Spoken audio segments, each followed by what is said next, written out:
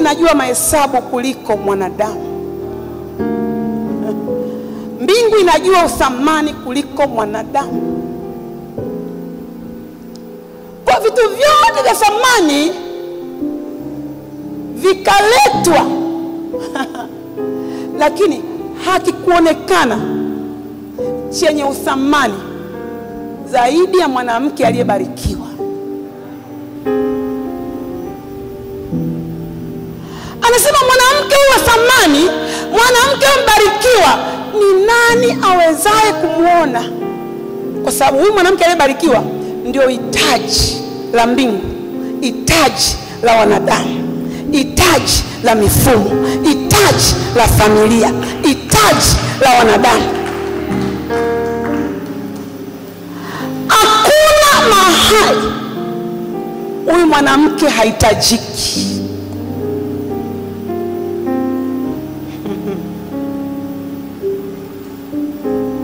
God, sema Roho Mtakatifu, huyo mwanamke mbarikiwa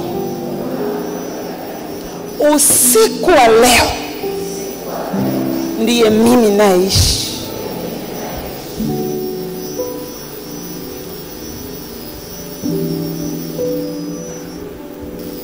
Thamani yako haikadiriki, haichunguziki, haineneki, haipimiki.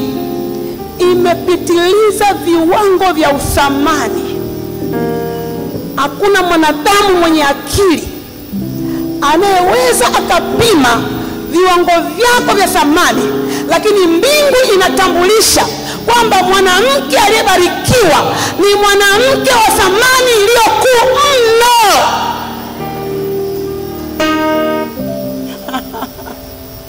Oh Lord, my Father. Ndio maana unamuona mwanamke wa Mithali 31. Huyu mwanamke hajawahi kuishi, ila Mungu alikuwa anataka kutuonyesha mwanamke anayefaa.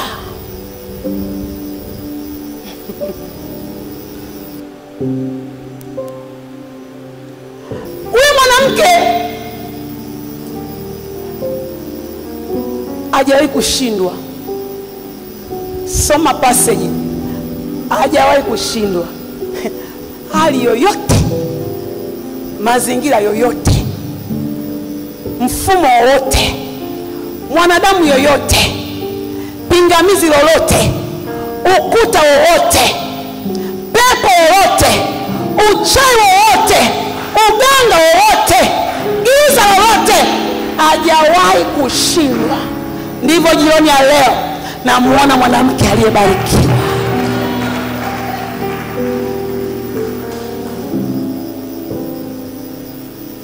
Kila alipoenda kulikuwa na matokeo. Kila alichofanya kilikuwa kinatokea. Kila alipoingia alikubalika. My God. Majina yote mazuri yalikuwa ni ya kwake. Yalikuwa ni ya kwake. Ukishaitwa mbarikiwa, hakuna jina zuri ambalo alikustahili. Kila jina zuri ni la kwako. Hamna mtu atakuita vyovyote. Haitawezekana wakuambie wewe labda ni kama mdudu, wewe ni mzigo, wewe ni nuksi. No! Mwanamke aliyebarikiwa, majina yote mazuri ni ya kwako.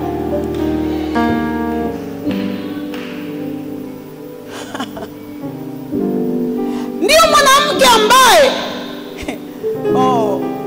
taa yake ilikuwa izimiki. Taa yake ilikuwa izimiki.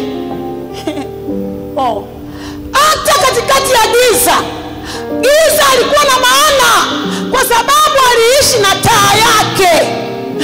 Na chupa yake haikuwahi kuishiwa mafuta. My Lord.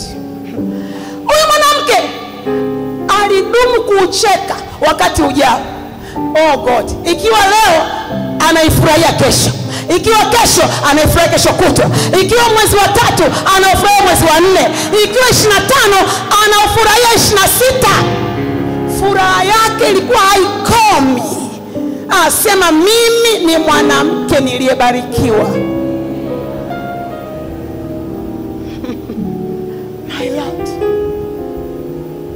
Sikiliza. Alikuwa na watu wamemzunguka. Bible inasema huyu mwanamke kila aliyemzunguka hakupigwa na baridi. Alikuwa anajua cha kufanya kwa kila aliyemzunguka. Si tu kuwapa chakula, lakini alikuwa anajua nini wavae, wapi waishi. Sikiliza. Mwanamke anaitwa mbarikiwa ni mwanamke anayetembea na akili ya Mungu. Ukimsoma mwanamke wa Mithali 31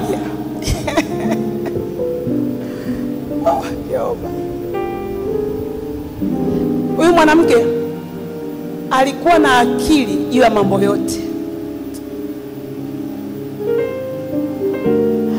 Alikuwa na uwezo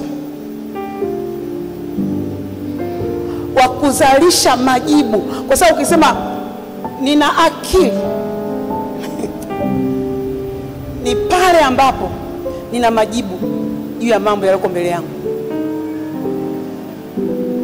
Huyu mwanamke alikuwa na majibu juu ya kila jambo.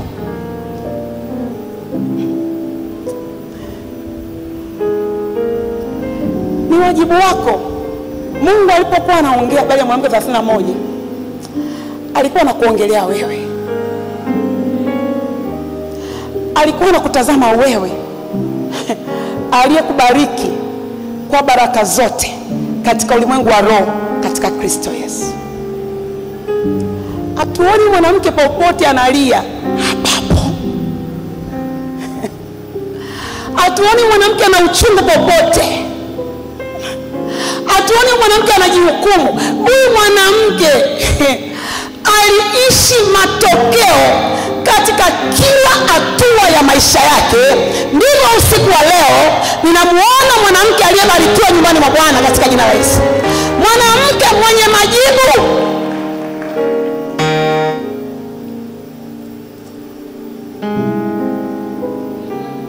Sikiliza. Yesu amwambia Baba, neno lilonipa nimewapa.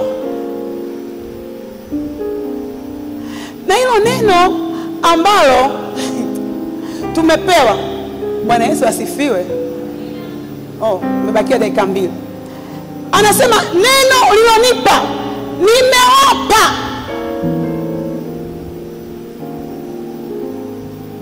Ukumbuke neno lilopewa ndio neno ambalo anasema pasipo hilo hakikufanyika chochote kilichofanyika. Ndani ya hilo neno ndimo ulimokuwamo uzima, na huo uzima ndio ulikuwa nuru ya watu, wala giza halikuiweza. Anamwambia Baba, neno lilonipa nimewapa. Ukipewa umepewa, nimewapa. Now you have the word. You have the word is yours. Wewe ndio mmiliki wa neno. Akili ya Mungu ndio wewe hapo.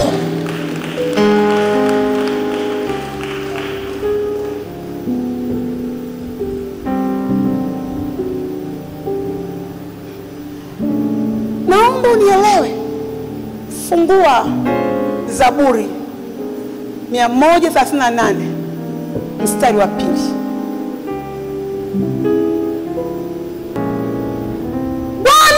anasema amelikuza neno lake kuliko jina lake.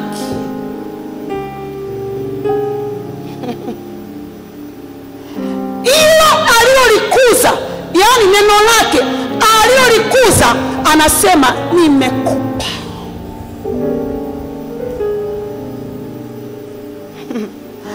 Anasema pasipo hili neno hakikufanyika chochote kilichofanyika. Kwa neno ndio chanzo, neno ndio ukamilifu. Bwana anasema ili neno ndio akili yangu, ndio nimekupa. Mwanamke mbarikiwa ni mwanamke anayemiliki neno, anatembea kwa akili ya Mungu. Ndio maana muona Jokobed Farao anatangaza kila mtoto mwanamume atakayezaliwa lazima uawe. Simama.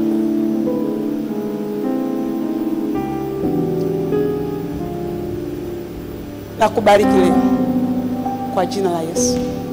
Leo nakupanda kwenye nafasi yako, na kurudisha kwenye utukufu wako.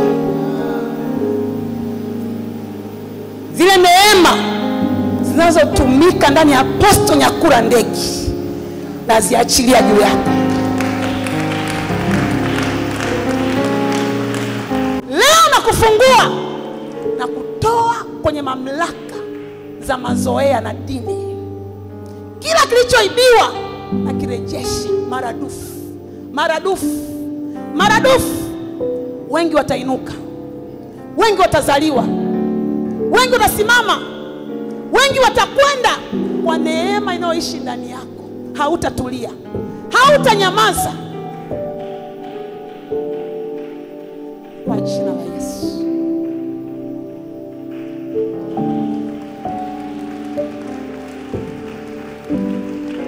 Mwanamke Jokobed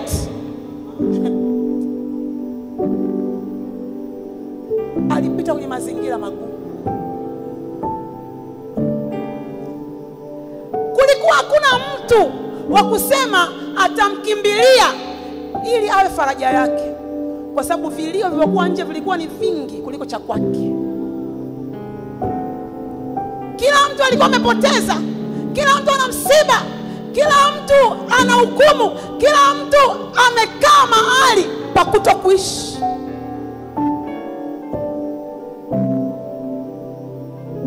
Kwa sababu Farao akasema mimi ni Mungu wa mto Naili.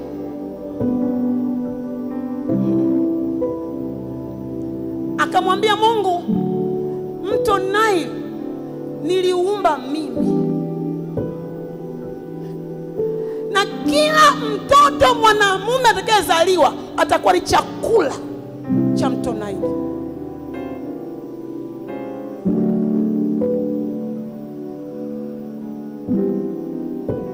Aliinuka mwanamke mwenye akili ya Mungu ambaye usiku wa leo ndo amekaa hapa.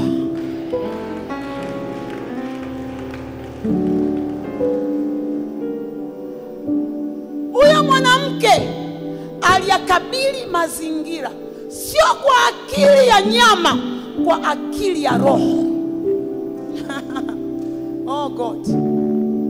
Ile akili ambayo inaona ndani ya moyo wa Mungu kuna nini. Inaona njia zilizofichwa ndani ya moyo wa Mungu na kuzichukua zile njia na kuanza kuziishi.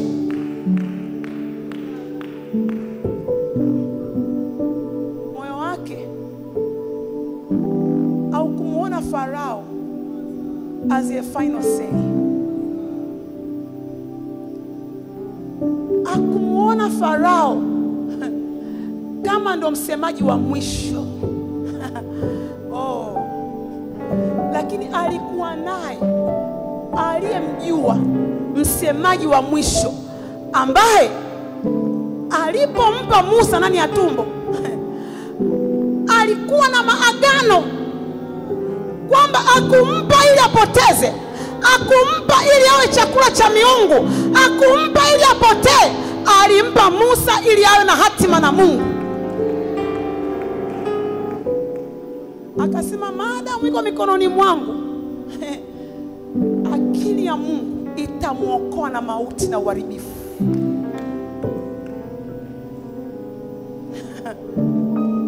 God. Mtoto alipozaliwa, the first day mtoto amezaliwa, mwenye akili ya Mungu akasema mtoto ni mzuri, mtoto ni mzuri. Nataka nikwambie, mwenye akili ya Mungu hana negativity. Huwa anaona kama Mungu aonavyo. Oh Lord, unayaona mambo kama mbingu yaonavyo. Ndipo akamwambia mtumishi wake Yeremia, akamwambia unaona nini? Unaona nini? Akasema naona mti wa mlozi. Akamfuata Ezekieli, akamwambia je, unaona nini? Je, mifupa hii yaweza kuishi? Oh Lord, mwenye akili ya Mungu kama Mungu aonavyo ndivyo anavyoona. Mungu hawezi kuona wewe ni jitu alafu ukajiona bones. Haiwezekani kwa jina la Yesu.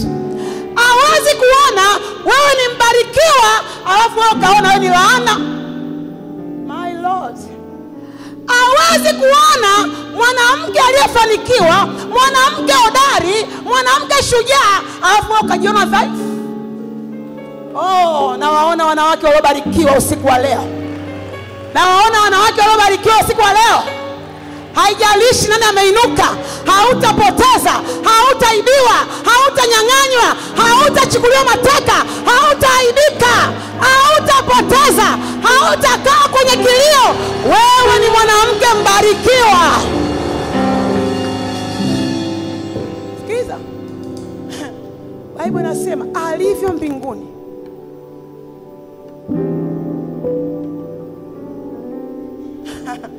yeyote anayekutana na wewe amekutana naye. Yeyote anayesimama kukuinukia amemuinukia. Nakwambia yeyote anayesimama kuhukumu amehukumu visivyohukumiwa. Yeyote anayeinua mjadala juu yako amejadili juu ya kile ambacho hakijadiliki. Oh, namuona mwanamke mbarikiwa. Piga kelele kwa Bwana. Haleluya.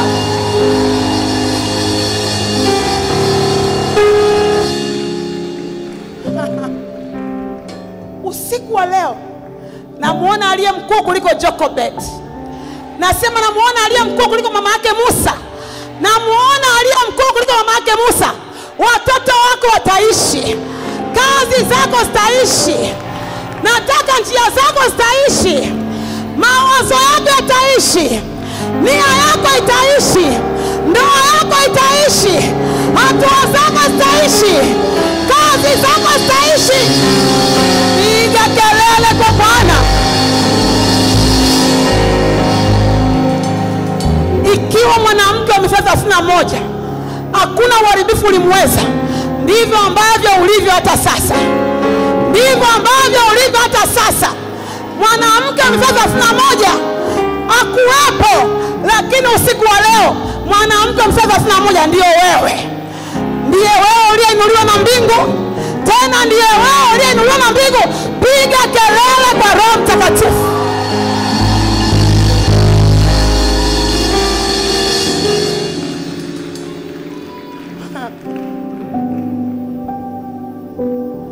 Nataka nikuambie, wewe sio mwanamke wa kawaida. Yaani kuanzia leo wewe na ukawaida hamna ushirika. Hamna ushirika.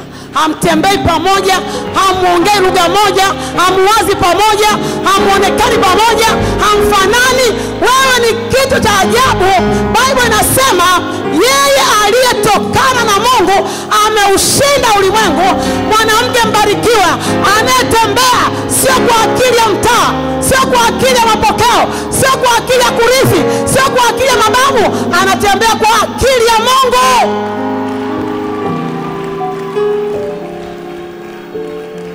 Farao hakuelewa, lakini Musa alikuwa anaishi. Farao hakuelewa ni kitu gani, lakini katikati ya wanawake ambao walikuwa na akili ya Mungu, Farao ilibidi akae kimya, kwa sababu huyu mwanamke alisababisha Farao ampokee mtoto ambaye alitakiwa afe kwa kinywa chake. Akakaa ndani ya nyumba yake. Oh Jehova, akajua siri za ndani ya nyumba yake. Oh Jehova, akainuka, kila kilichofichika akakijua juu ya Misri, akajua kila kitu, akaelewa kila kitu, ili aweze kuipindua Misri isiwepo kwenye ramani katika ulimwengu wa roho.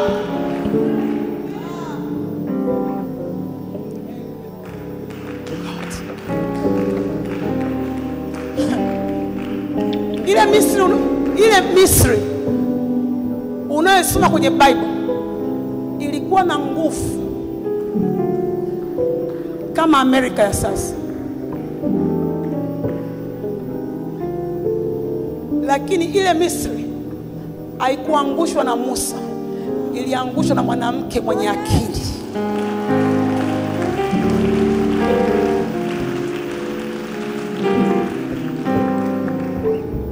Mambo makubwa yanakwenda kutokea. Nakwambia mambo yanakwenda kuzaliwa. Hautaishi kawaida, hautaangalia mambo kawaida, hautatembea kawaida, hautalala kawaida, hautaamka kawaida, hautaomba kawaida, hautasikia neno kawaida, hautasoma neno kawaida, hautashirikiana na watu kawaida, na kuona umekuwa dynamic, mtu mwenye nguvu. Anasema tangu enzi ya Yohana Mbatizaji hata sasa ufalme wa Mungu unatekwa kwa nguvu na kwa wenye nguvu. Watu wenye akili ya Mungu. Oh Jehova, my Lord.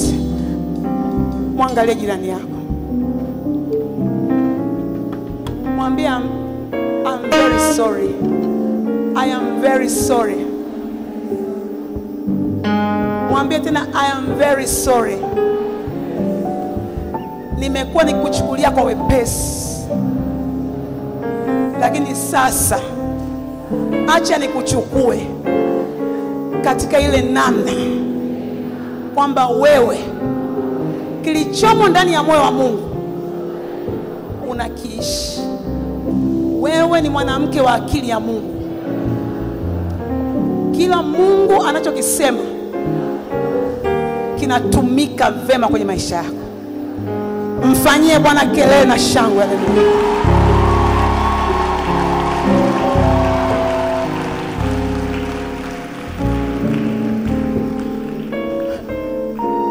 Nataka nikwambie, Mungu aliponiambia wanawake hawa ni wanawake waliobarikiwa, Mungu akanionyesha mpaka damu yako imeandikwa kwa wino usiofutika, mbarikiwa. Mifupa yako imeandikwa mbarikiwa. Mishipa imeandikwa mbarikiwa.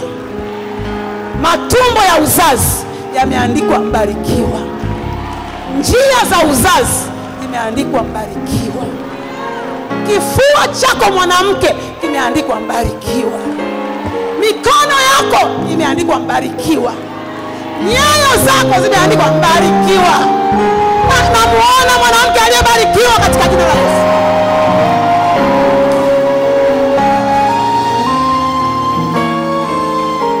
Akanambia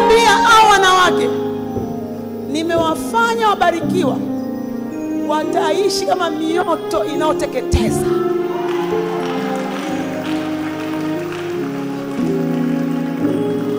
Historia ya kukabwa, historia ya kutekwa na mapepo, historia ya kukandamizwa, historia ya kupandikiziwa vitu vya mashetani, usiku wa leo imekoma juu ya maisha yako. Imekoma juu ya maisha yako. Waliokuvizia, waliokutafuta, waliokutaka, waliokunuia, kwa jina la Yesu hawatakuona. Hawatakuona kwa jina la Yesu. My Lord, sema Baba Mungu, usiku wa leo ninaondoka hapa nikiwa na nguvu kubwa. Maisha yangu sio yale, sio yale. Maisha yangu sio yale yaliyojaa mikwamo, tabu, mateso, vifungo, maonezi. Maisha yangu kama mbingu zilivyo ndivyo yalivyo. Maisha yangu yamejawa na alama za mbingu, na hakika kila nifanyalo litafanikiwa. Watoto wangu watafanikiwa, nyumba yangu itafanikiwa, ndoa yangu itafanikiwa. Baba, asante kwa kuwa umenifanya kuwa baraka, na chochote nitakachokishika kitainuliwa kuwa kimebarikiwa katika jina la Yesu. Pigie Bwana makofi.